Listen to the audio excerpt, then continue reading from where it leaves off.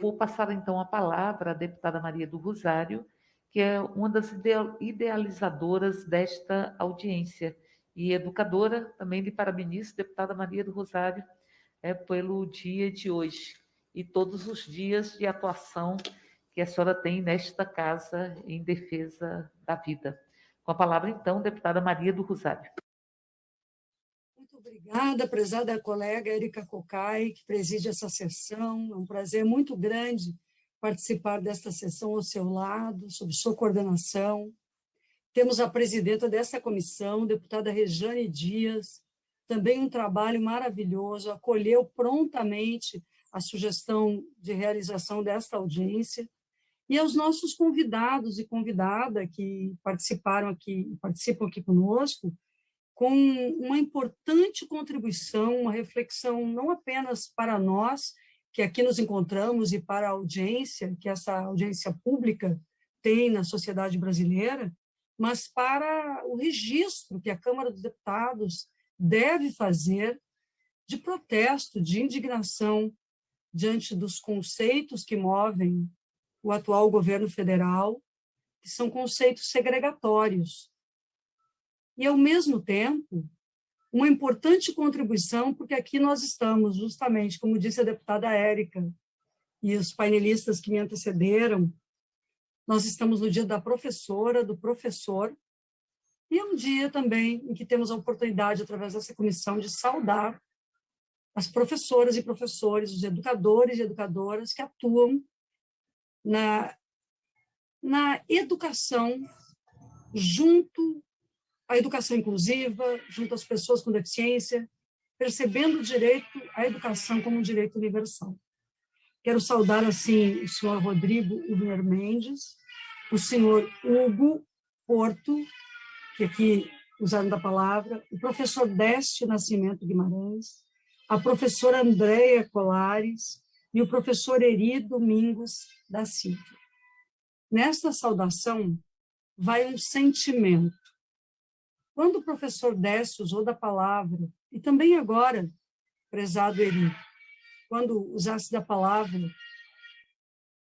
relatando a história de buscar uma vaga na educação, isso me sensibilizou e me emocionou muito, porque esse é um dos grandes desafios ainda para todas as crianças e adolescentes. Bem, eu sou uma mulher branca, de pele branca, como disse a Érica e a Andréia, quando se apresentaram. Eu estou aprendendo também a me audiodescrever. Eu tenho cabelo mais ou menos pelo ombro, louro, e eu uso óculos, um óculos meio cinza, meus olhos são azuis, e atrás de mim eu tenho uma blusa rosa, e atrás de mim eu tenho livros, plantas, e um cartaz lá que relembra a luta contra a ditadura. Bem, eu quero primeiro destacar o avanço legislativo que nós tivemos ao longo dos últimos anos, porque a Câmara dos Deputados é parte disso, deputada Rejane e deputada Érica. A Constituição de 88 estabeleceu um rumo pelo qual deveríamos trilhar. E do ponto de vista da legislação brasileira, da norma jurídica de um modo geral, nós fomos, ao longo do tempo, no que diz respeito às pessoas com deficiência, coerentes com a legislação, como trouxe o doutor Hugo Porto aqui na sua abordagem. Tanto recepcionando na Constituição Federal a Convenção para os Direitos da Criança, para os direitos da pessoa com deficiência, e aí incluindo as crianças, os jovens, as pessoas com deficiência em todas as idades, mas, sobretudo, o direito à educação, também ao longo de toda a vida. E essa convenção, ela é o primeiro texto que assumiu o caráter constitucional, o primeiro texto internacional a assumir caráter constitucional no Brasil, tratado internacional com caráter constitucional. Além disso, por mais de 10 anos tramitou nessa casa o chamado Estatuto da Pessoa com Deficiência, que, ao fim e ao cabo, ao aprovarmos, tornou-se Lei Brasileira de Inclusão, mas não há motivo pelo qual não possamos também chamar de Estatuto da Pessoa com Deficiência, como aqui foi referido. esta lei, ela precisou ser ressignificada à luz da convenção. E de autoria, inicialmente, do senador Paulo Paim, que muito nos orgulha, nós compomos, quando estávamos no governo, deputada Érica, uma comissão de trabalho que analisou os aspectos, adaptando o projeto de lei à Convenção dos Direitos da Pessoa com Deficiência e, ao adaptar, devolveu à Câmara dos Deputados uma proposta mais organizada e a Câmara e o Senado vieram a aprovar. Portanto, não é por falta de norma jurídica que nós estamos vivendo este momento. Ao contrário, é por desrespeito à própria norma jurídica e à legislação. Sobretudo quando foi definido o decreto 10.502, contra o qual nós nos insurgimos também no parlamento, mas que é fundamental que o presidente Arthur Lira esteja atento, deputada Rejane Dias, aos PDLs, aos projetos de decreto legislativo que visam recuperar a autonomia dos conselhos de direitos, como o próprio CONAD, as condições de trabalho do CONAD e aquele símbolo que existe na frase do nada sobre nós, sem nós, e, portanto, fortalecimento do reconhecimento da cidadania das pessoas com deficiência através dos seus conselhos de direitos.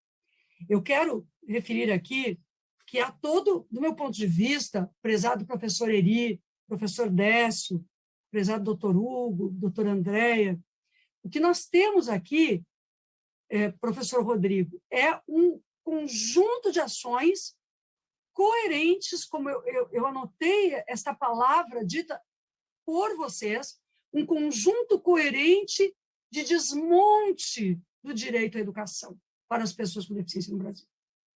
Quero recuperar que, quando a presidenta Dilma Rousseff lançou o decreto 7612 de 2011, o plano Viver Sem Limite, nas metas da educação, nós tínhamos o grande desafio de fazer a busca ativa das crianças, jovens e adultos com deficiência e nos perguntar por que tantas pessoas com deficiência que estavam no BPC não estavam ou não tinham passado pela vida escolar. Eu lembro de sentar ao lado de 15 ministérios, inclusive com governos estaduais, com senadores, naquele período, senador Wellington, governador, posteriormente, do Piauí. No Piauí, lançarmos o Viver Sem Limite, com a deputada Érica, e verificarmos, naquele período, o que cada pasta deveria fazer. Porque nós estamos falando da dimensão humana. A pessoa com deficiência, a sua garantia de reconhecimento depende da superação das obstruções que estão no meio, na sociedade, na cultura e na dimensão comunicacional e atitudinal. E o governo federal, na fala do ministro, opta pela atitude de segregação. Eu quero me somar ao doutor Décio, ao professor Décio, quando diz como é possível o ministro da Educação continuar respondendo por essa pasta. E quero, inclusive, referir que não é só uma ofensa às crianças com deficiência e às suas famílias. É uma ofensa a todas as famílias, a todas as crianças, a todos os educandos e a todos os educadores e educadoras. Aqui nós estamos diante de algo que é difícil de ser superado. É o conceito que forma, informa e deforma a opinião do ministro do Estado da Educação. Ao dizer isto, quantos passos atrás o Brasil deu ao ouvir o pronunciamento da maior autoridade em educação da República? Tudo que possamos falar no atual momento é menor do que o impacto na vida daquela criança que já se sente em dificuldades de enfrentar a vida escolar, talvez não totalmente, capaz de assegurar os seus direitos em toda a extensão, mas que justamente é a presença dessa criança, deste adolescente, e a certeza e atitude de superação deste educador e educadora, dessa escola, que faz com que o Brasil seja mais justo, digno e aí sim coerente com a sua Constituição. É exatamente o contrário que o ministro fez. Ele destruiu simbolicamente o que ele já está destruindo em termos de orçamento e política pública. E, ao lamentar isso, dizer que me surjo contra a presença do ministro no Ministério da Educação por muitos motivos, mas, sobretudo, por este motivo, pela desumanidade e a inconstitucionalidade do seu pronunciamento no que diz respeito às crianças com deficiência e às pessoas com deficiência, que eu acredito que essa audiência tem um importante papel, porque vocês nos ensinam também, vocês nos movem argumentos em defesa do orçamento público, dos institutos federais, das universidades, em defesa da escola pública de ensino fundamental, das redes municipais, das redes estaduais, do Fundeb, dos recursos dos precatórios do Fundeb, que agora estão em risco, prezada deputada Rejane, sobretudo para os estados do Nordeste, mas que estamos extremamente preocupados em todo o Brasil.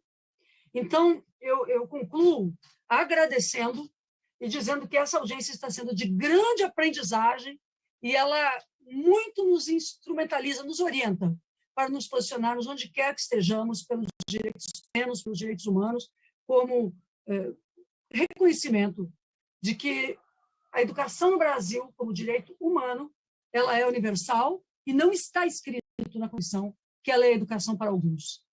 Não está escrito que as crianças têm direito à educação, que as pessoas têm direito à educação, mas somente algumas. Está escrito que todas as pessoas, todos os brasileiros e brasileiras, têm direito à educação, que é direito à educação é de todos e todas, e é um dever do Estado. E caberia exclusivamente ao senhor ministro, independentemente das suas posições e convicções pessoais, hoje, cumprir a Constituição. Ou sair do cargo que ocupa admitindo a impossibilidade de cumpri-lo. Muito obrigada, um grande abraço mais uma vez, que nada sobre nós sem nós signifique a voz de vocês, prezado Décio ali, ecoando muito alto, e as diferentes formas de expressão também, muito alto, para que a gente possa dizer ao Brasil, basta de tanta violência. Muito obrigada.